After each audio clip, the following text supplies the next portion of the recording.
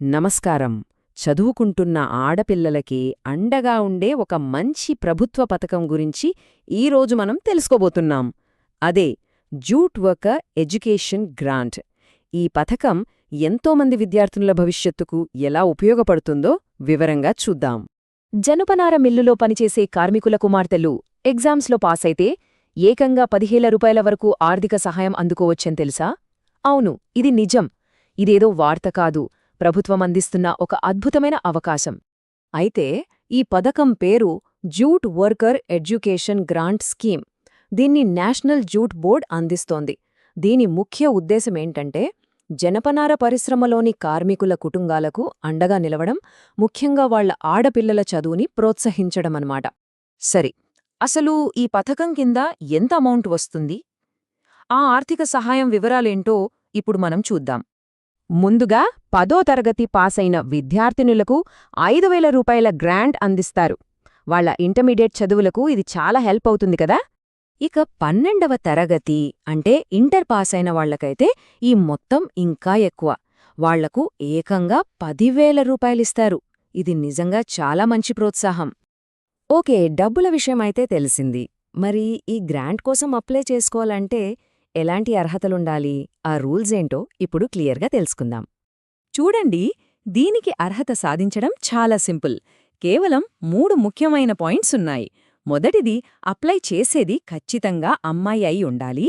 రెండోది, వాళ్ల తల్లిదండ్రుల్లో ఎవరో ఒకరు జూట్ మిల్ లేదా సంబంధిత ఎంఎస్ఎంఈ యూనిట్లో వర్కర్గా పనిచేస్తూ ఉండాలి.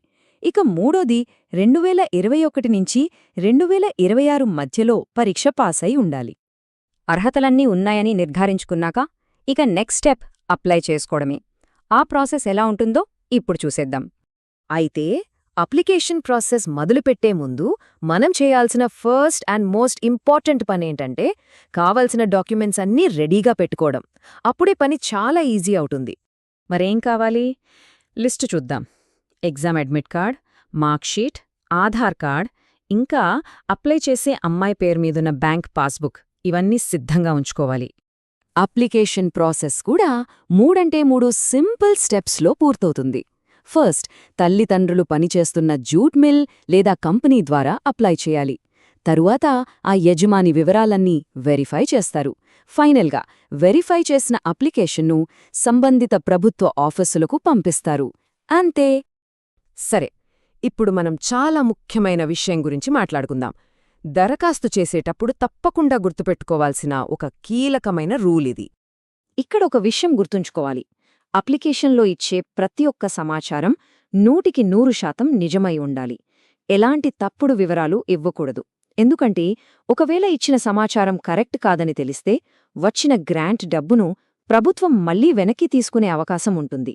సో చాలా జాగ్రత్తగా ఉండాలి.